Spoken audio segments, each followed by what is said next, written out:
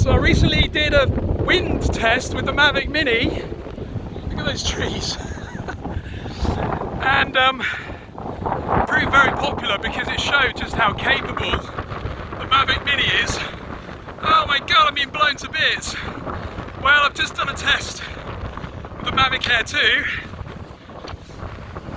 Not only a wind test, but an ActiveTrack 3.0 and APAS test as well. And I must say, it passed with flying colours.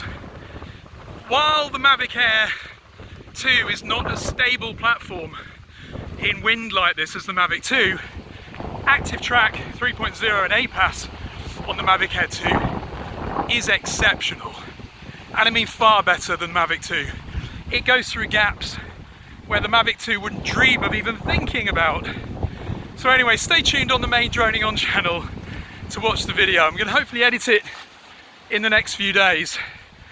But anyway, that was incredible. Cheers guys, comment below with any other tests you'd like to see for the Mavic Air 2.